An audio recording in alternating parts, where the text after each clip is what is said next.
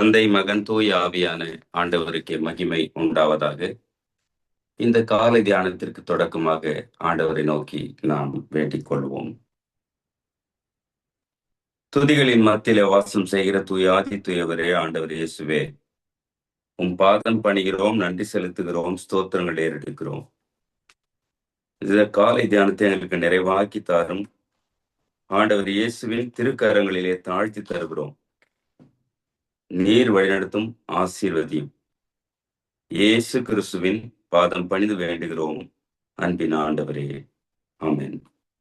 அன்புக்கினியவர்களே, தியானத்திற்கான தொடக்க பாடலாக கீர்த்தனையில 84வது பாடல், நம்பி வந்தேன் மேசியா, நான் நம்பி வந்தேன். இப்பாடலை பாடி ஆண்டவரை நாம் போற்றுவோம். நம்பி வந்தேன் மேசியா, நான் நம்பி வந்தேனே, திவ்ய சரணம் சரணம் சரணம் ஐயா, நான் நம்பி வந்தேனே. தம்பீரான் ஒருவனே, தம்பீரான் ஒருவனே, தஞ்சமே தருவனே, வருதவிது குமரகுரு பரமனுவேலே, நம்பி வந்தேனே.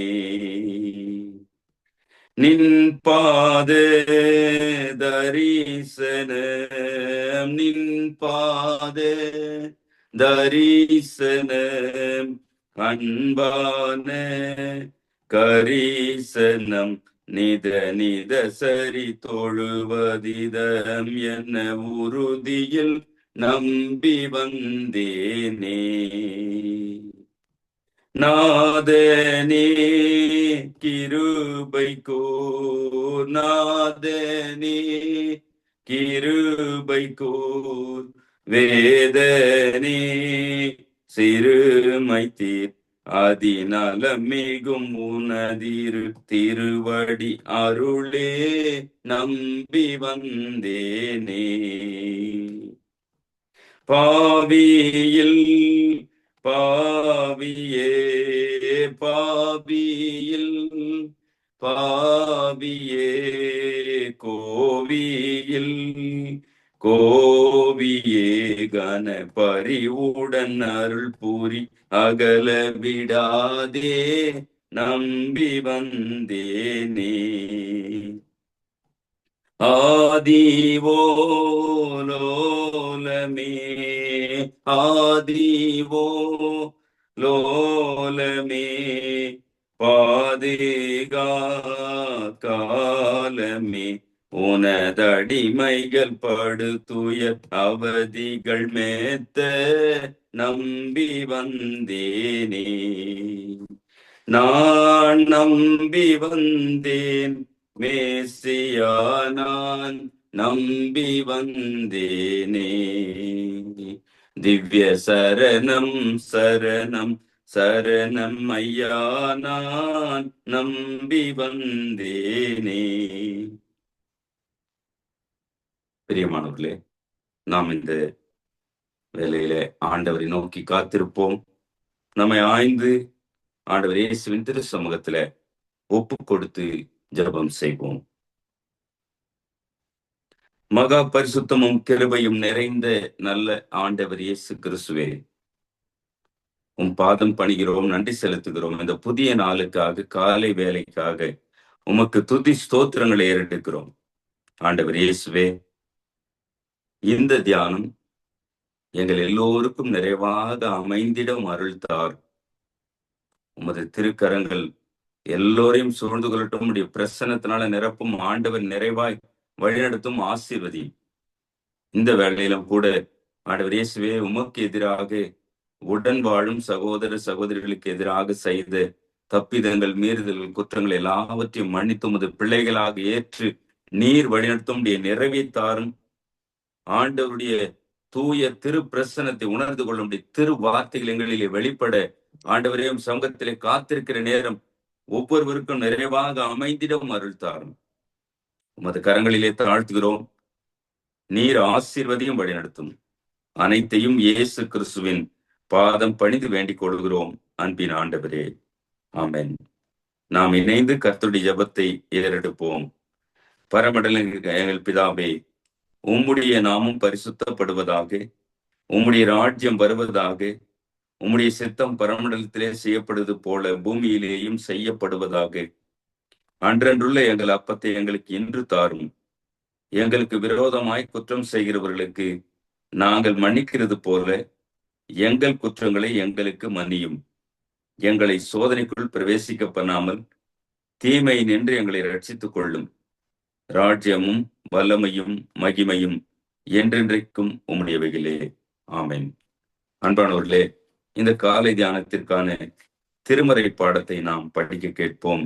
அது 2 நாளாகமும் 15ஆம் அதிகாரம் முதல் வசனம் தொடங்கி 4ஆம் வசனம் முடிய, 2 நாளாகமும் 15 1 தொடங்கி 4 முடிய.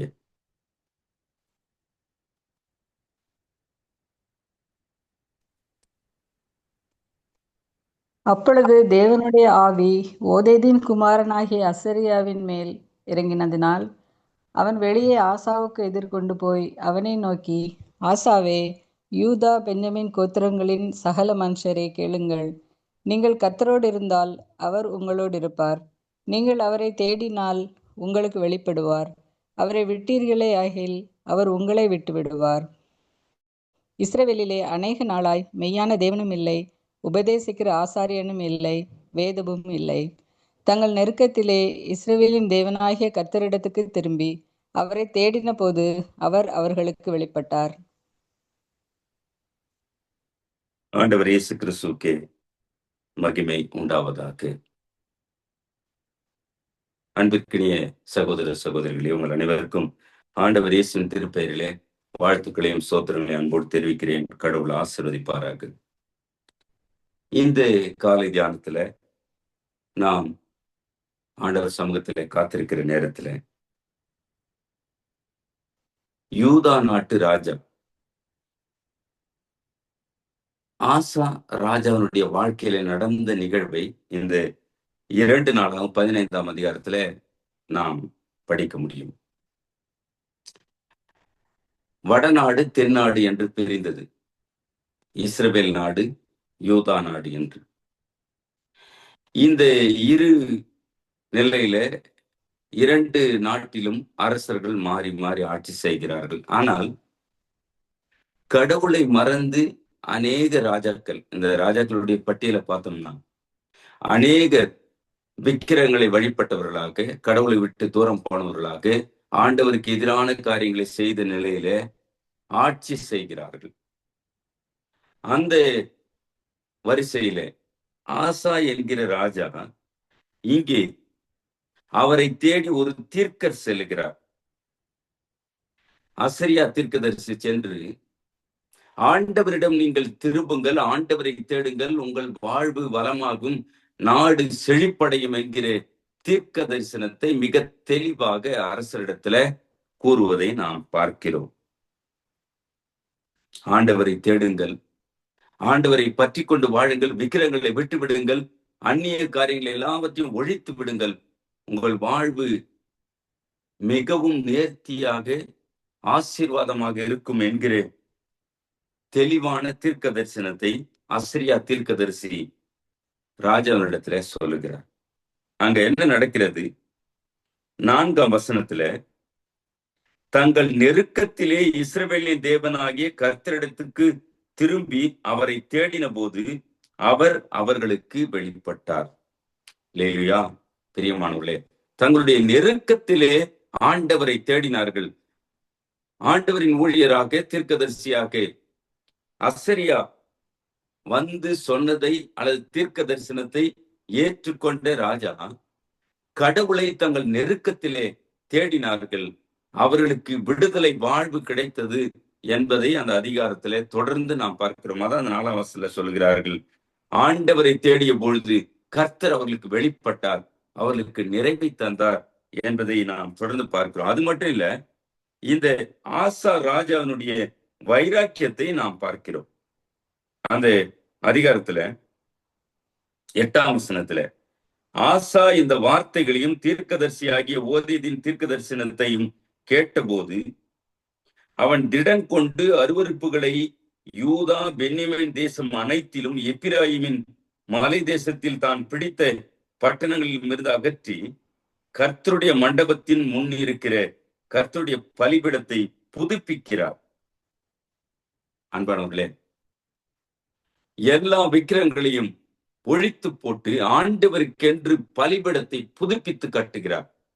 நரகலான காரியங்கள் அல்லது கடவுளுக்கு தூரமான விஷயங்கள் எல்லாவற்றையும் ஆசா ராஜா முற்றிலும் எடுத்து போடுகிறார்.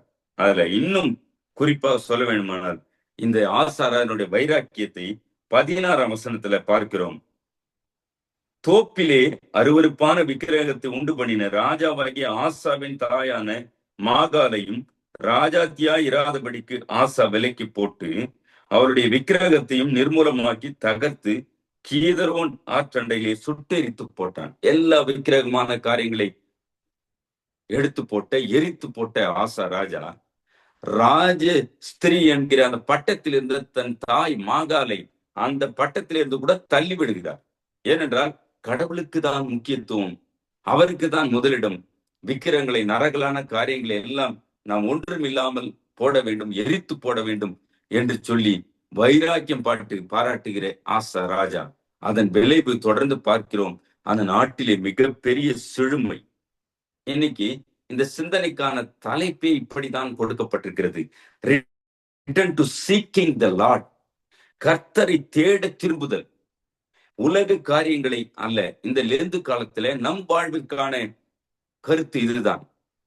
உலகு சார்ந்த காரியங்கள் 2ஆம் நிலைதான் அல்லது அடுத்த நிலைதான். முதலாவது ஆண்டவரை தேட வேண்டும். அதான் அங்க சொல்றாங்க, கர்த்தரை தேட திரும்புதல். இந்த யூதா நாட்டு ராஜா ஆசா கர்த்தரை தேட திரும்பினார். தேவையற்ற காரியங்களை விட்டொழித்தார், விக்கிரகங்களை அழித்தார், அவற்றை எல்லாம் தீயிட்டு கொளுத்தி போட்டார். கர்த்தரை தேட அவர் திரும்பிய போது நாடே செழிப்படைந்தது என்று அந்த பகுதியிலே நாம் பார்க்கிறோம். அன்பானவர்களே, இதைதான் ஆண்டவர் இயேசு மலை பிரசனத்திலே மத்தேயு 6:33 சொல்லுகிறார். முதலாவது தேவனுடைய ராஜ்யத்தையும் அவர் நீதியையும் தேடுங்கள், அப்பொழுது இவைகள் எல்லாம் உங்களுக்கு கூட கொடுக்கப்படும். கர்த்தரை தேட திரும்புதல், return to seeking the Lord. கடவுளை தேட நாம் மீண்டும் நம்மை அழைத்து கொண்டே இருக்கிறார்.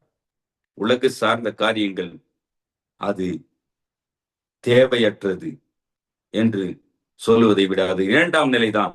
முதலாவது கடவுளை தேட வேண்டும், அப்புறம் உலகு சார்ந்த காரியங்கள் அப்புறம் தேட. இன்றைக்கு எதை முன்னிலைப்படுத்துகிறோம்? யாரை தேடிக்கொண்டிருக்கிறோம்? உலகை தேடுகிறோமா? உலகை நாடுகிறோமா? உலகை நோக்கி ஓடுகிறோமா? அல்லது ஆண்டவரை தேடுகிறோமா என்பதுதான் மிக முக்கியம். அன்பானவர்களை நாம் சிந்திக்கலாம். 1494ஆம் ஆண்டு இங்கிலாந்து தேசத்துல பிறந்த வில்லியம் டிண்டேல் என்கிற இறையடியவர்.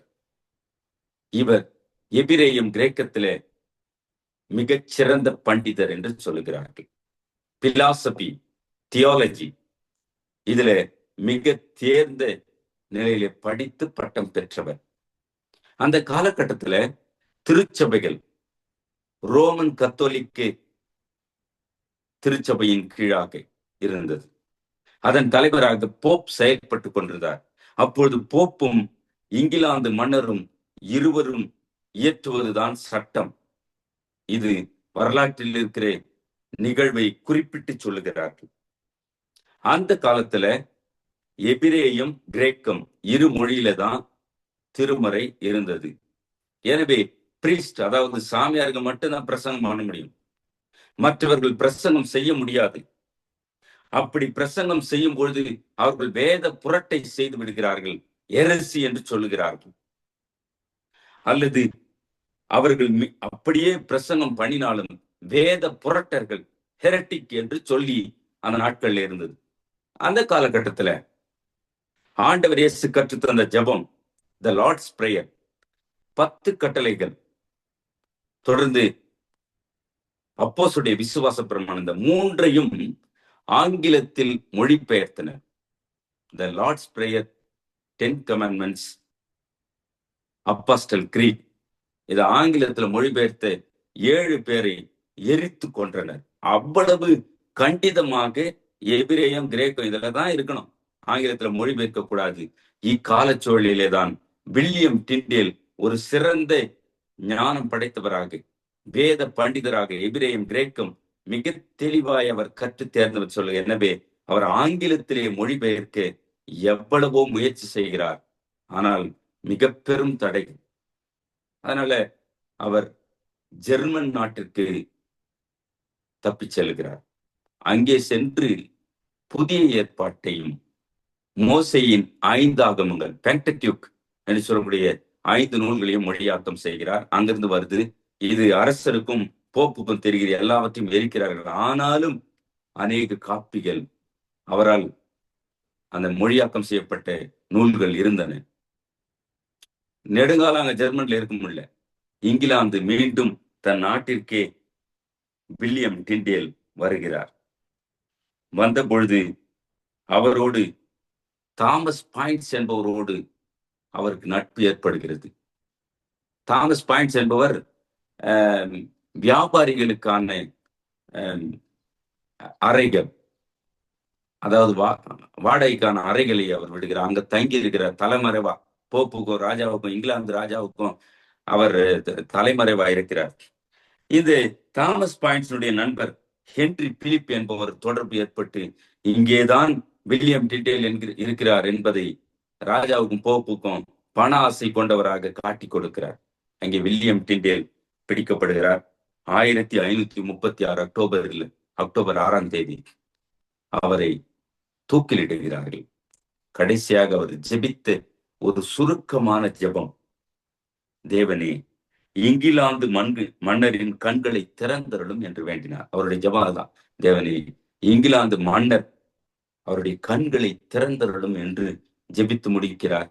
அவரை தூக்கிலிட்டு கழுத்தை நெரித்து கொன்று அவரை எரித்து கொன்றார்கள் என்று அவரை குறித்த வாழ்க்கை சாட்சி முடிகிறது. பிரியமானவர்களே, இதன் விளைவு 1611ஆம் ஆண்டு இங்கிலாந்து தேசம் முழுமைக்கும் ஜேம்ஸ் மன்னரால் திருமறை ஆங்கிலத்தில் மொழிபெயர்ப்பு செய்யப்பட்டது என்று சொல்லப்படுகிறது. அன்பானவர்களே, இன்றைக்கு நம்முடைய தாய்மொழி தமிழிலே மொழிபெயர்ப்பு செய்யப்பட்டு நாம் படிப்பதற்கான இறை வார்த்தை நம் கரங்களில் இருக்கிறது.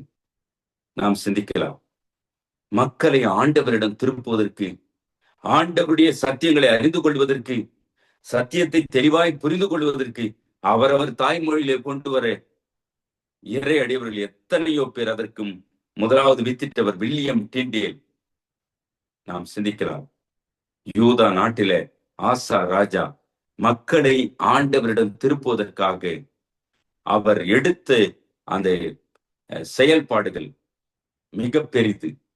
அன்றைக்கான மக்களுக்கு சரியான வழியில கொண்டு செல்வதற்கு விக்கிரகங்களை விட்டு விடுங்கள், ஆண்டவரை விட்டு தூரம் போன காரியங்களை விட்டு ஒழித்து ஆண்டவரிடம் திரும்புங்கள், கர்த்தரை தேட திரும்புங்கள், உங்கள் வாழ்வு வளமாகும் ஆசீர்வாதமாகும் என்று வழிநடத்தின அந்த ராஜா. அதன் பிறகு அவருடைய அரசாட்சி காலம் செழுமையாக இருந்தது என்பதை நாம் அந்த 2 நாளாம் 15 தொடர்ந்து படிக்கிற பொழுது புரிந்து கொள்ள முடியும்.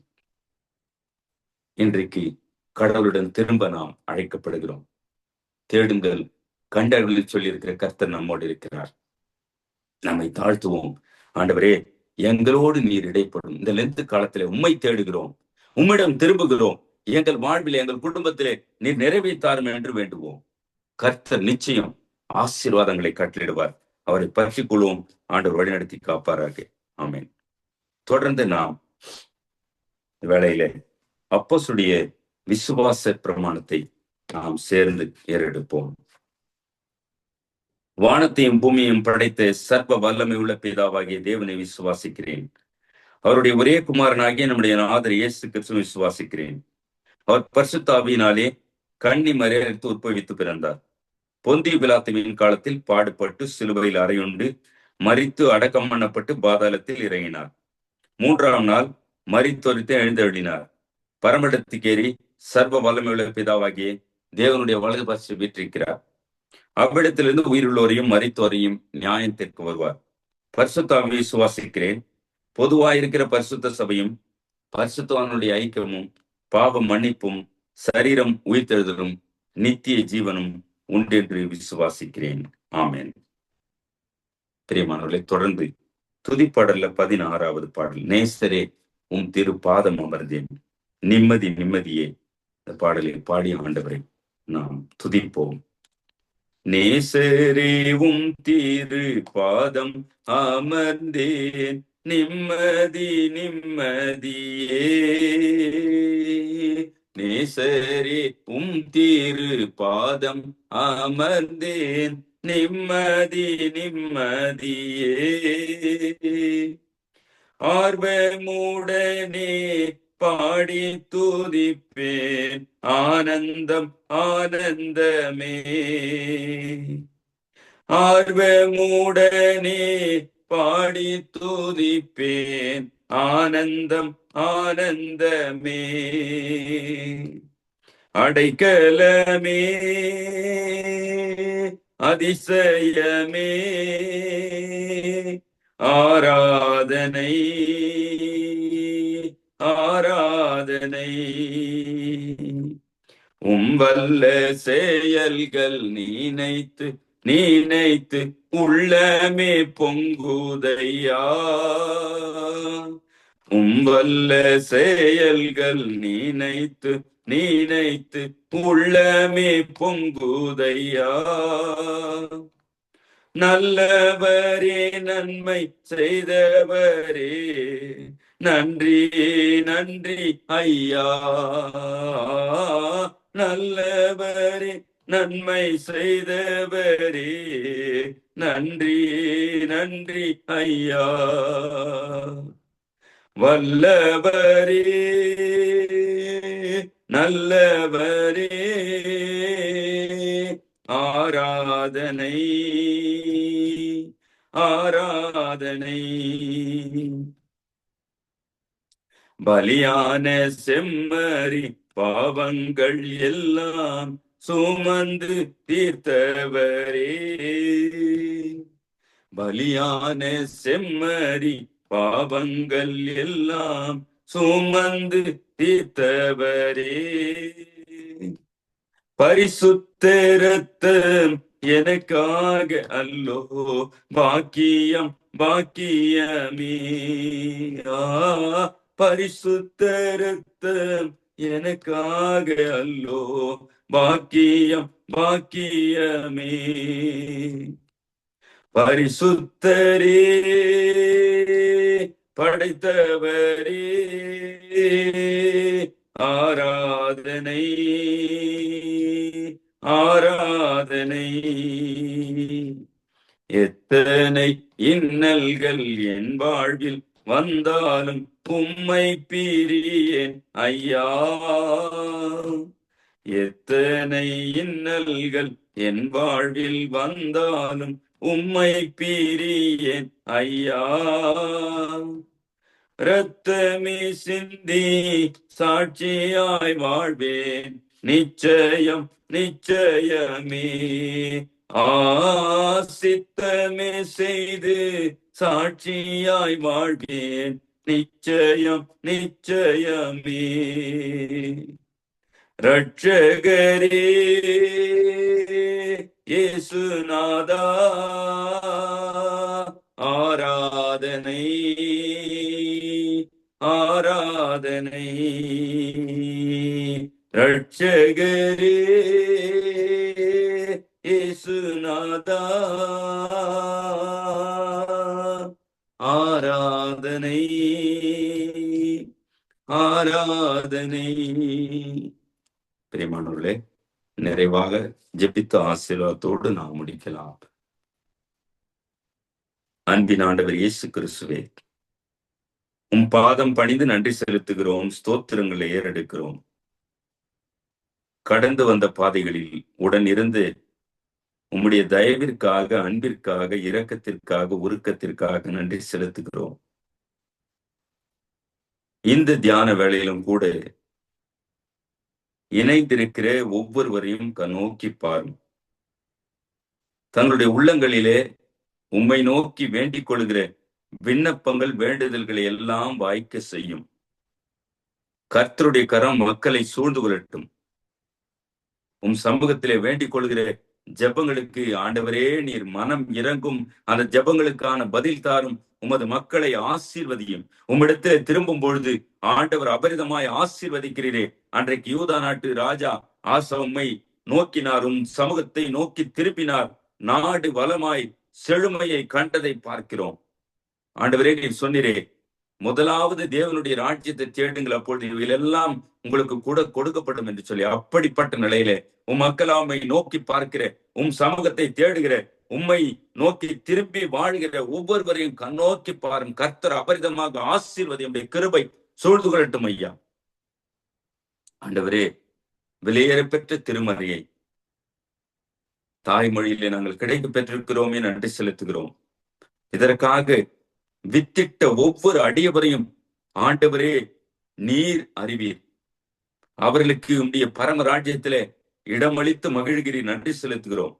இந்த வேளையிலே தியானித்த உமது அடியவர் வில்லியம் டிண்டேலை அவருடைய வாழ்வுக்காக நன்றி செலுத்துகிறோம். ஆண்டவரே, உம்மை நோக்கும் பொழுது, உம் சமூகத்தை நோக்கி காத்திருக்கும் பொழுது இன்னும் மகத்தானது எங்கள் வாழ்விலும் செய்வீர் என்று நம்பி உம் பாதம் பணிகிறோம்.